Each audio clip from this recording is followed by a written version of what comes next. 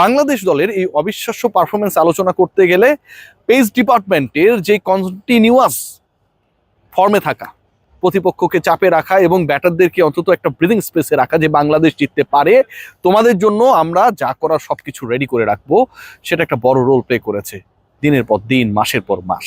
এই বাংলাদেশকে আলোচনা করতে গেলে কিছু জায়গায় প্রচন্ড স্যাটিসফাইড হতে হয়, আবার কিছু জায়গায় ধাক্কা খেতে হয়। আজকে আলোচনা করব বাংলাদেশের এই ওয়ানডে সাইডটা, যারা বিশ্বকাপে সরাসরি খেলা নিয়ে একটা অনিশ্চয়তার মধ্যে ছিল।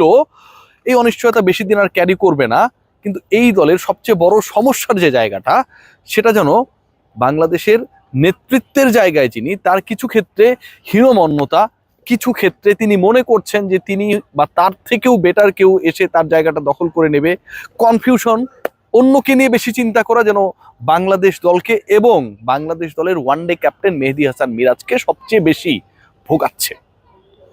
আজকের ম্যাচ নিয়ে আলোচনা করব, এবং এই আলোচনা করার আগে, মেহেদী হাসান মিরাজের এই প্রসঙ্গ বলার আগে একটা বিষয় বলতেই হচ্ছে। আজকে যখন তিনি মাথায় বাড়ি পেলেন, আঘাত পেলেন, কেউ চাইলেও জোর করে নিশ্চয়ই মাঠের মধ্যে বমি করতে পারবে না ইনস্ট্যান্ট। ব্যথাটা সেভাবেই পেয়েছিলেন, অথবা মাথা ঘুরে গিয়েছিল, একটা বলের আঘাত। মেহেদী হাসান মিরাজ তারপরেও মাঠে স্টে করেছেন, ছক্কা মেরে বাংলাদেশের ওই উইনিং শটটা মেরে তারপরে দলকে জিতিয়ে ওই সিচুয়েশনে মাঠ ছেড়ে হসপিটালে গেছেন। This is what the guts is. Mehedi Hasan মিরাজের এই গাটসটাই আমরা আসলে চাই একজন নেতার, একজন ক্যাপ্টেনের। এবং একজন নেতা বা ক্যাপ্টেন হিসেবে তিনি তার সতীর্থদেরকে যেভাবে প্রতিপক্ষের এগেনস্টে ব্যবহার করবেন, ঠিক সেই জায়গাটায়। আজকে বাংলাদেশের বিপক্ষে যখন 81 রানে 6 উইকেট হারিয়ে গেল, 6 উইকেট হারানোর পর যখন অস্ট্রেলিয়ার দুই ব্যাটার সপ্তম উইকেটে 103 রানে পার্টনারশিপ করলেন, প্রায় 20 ওভার ধরে তারা উইকেটে থাকলেন, ওই সময়টায় বাংলাদেশের বোলিং ডিপার্টমেন্ট ছিল যেন নখদন্তহীন, কেউ কার্যকর ছিলেন না, এবং দুই ব্যাটারের একজন 110 স্ট্রাইক রেটে ব্যাট করে যাচ্ছিলেন। যখন কেউ কার্যকর ছিল না, ঠিক তখন আপনি আপনার sixth bowling option Mosaddek Hossain Saikat, যিনি আগের ম্যাচে 2 উইকেট নিয়েছিলেন, 10 ওভার বল করেছিলেন, 37 রান দিয়েছিলেন, এবং ইম্পর্টেন্ট টাইমে ব্রেক থ্রু দিয়ে বাংলাদেশের ম্যাচ জয়ের ক্ষেত্রে একটা বড় রোল প্লে করেছিলেন, সেই মোসাদ্দেক সৈকত দলে থাকার পরও, ফিল্ডিং এ থাকার পরও, স্কোয়াডে থাকার পরও, শেষ পর্যন্ত 100 রানে পার্টনারশিপ হয়ে যাবার পরেও বল হাতে পেলেন না, যতক্ষণ না পর্যন্ত বাংলাদেশে বোলিং ইনিংস টাচ করেছে 39 ওভার। মেহেদী হাসান মিরাজের ক্যাপ্টেন্সি, মেহেদী হাসান মিরাজকে নিয়ে সমালোচনার কমন ফ্যাক্টর যেটা, যেই সমালোচনা সাংবাদিকরা করে, সমর্থকরা করে, সংগঠকরা করে, সবাই করতে পারে, সেটা হচ্ছে তিনি নিজেকে খুব বেশি ইনসিকিউর মনে করেন এই দলে। ওয়ানডে টিমে মেহেদী হাসান মিরাজ বছরের পর বছর খেলছেন, ক্যাপ্টেন হবার পর মেহেদী হাসান মিরাজের এমন কি হয়ে গেছে, এমন কি সমস্যা হচ্ছে যে কারণে তার এই ইনসিকিউরিটি ফিল করতে হবে? মোসাদ্দেক সৈকত দলে আছে দেখে আমি বাদ পড়ে যেতে পারি, ও ভালো করলে, আমি খারাপ করলে সমালোচনা হতে পারে। একটা ম্যাচ, একটা ক্রিকেট খেলা প্রত্যেক ওভারে চেঞ্জ হয়। মেহেদী হাসান মিরাজ আজকে যখন মাঠ ছেড়েছেন, ছক্কা মেরে দলকে জিতিয়ে বমি করার পরেও মাঠে থেকেছেন, দলের স্বার্থে নিজের জীবনের দিকে না তাকিয়ে, হসপিটালাইজ না হয়ে আরো প্রায় 10 মিনিট খেলাটা চালিয়ে গেছেন। এই মোমেন্টাম আজকের দিনে আসবে, এটা কি আগে কেউ জানতো? কেউ জানতো না। মোসাদ্দেক সৈকতকে ওই সময়টায় যখন উইকেট আপনারা কেউ নিতে পারছিলেন না, 2টা ওভার, 3টা ওভার, 5টা ওভার বোলিং করালে কেমন ক্ষতি হতো মিরাজ। গ্রেট ক্রিকেটার, পারফর্মাররা একই সাথে কি দলে কখনো থাকতে পারে না?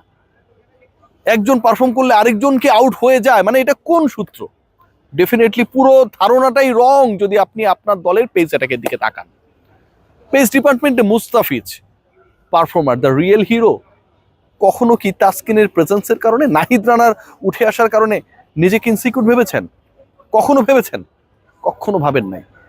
তাসকিন অলওয়েজ তার কাজটুকু করেছেন, মুস্তা তার কাজ করেছেন, রানা তার কাজ করেছেন। মিরাজ আপনি আপনার কাজ করবেন, মোসাদ্দেক তার কাজ করবে। আপনার দায়িত্ব ক্যাপ্টেন্সির জায়গায়, সেই কাজটা আপনি সুনিপুণ ভাবে করবেন। কেউ আপনার জন্য থ্রেট হয়ে যেতে পারে, মাথার মধ্যে এই আলগা টেনশন করতে গিয়ে আজকে আপনি ক্যাপ্টেন্সি ওয়াইজ যেভাবে দলকে একটা বিপদের মধ্যেই ফেলে দিয়েছিলেন ওই পার্টনারশিপটাকে অ্যালাউ করে, বাংলাদেশ হেরে গেলে এই দায়টা পুরোটা আপনার উপরে পড়তো। বাংলাদেশের ব্যাটিং এর মিডল অর্ডারের যদি জায়গাটা দেখি আমরা, সেটা কত বড় বড় ক্রিকেটার একসাথে খেলতেন এবং তারা সাফল করে খেলতেন।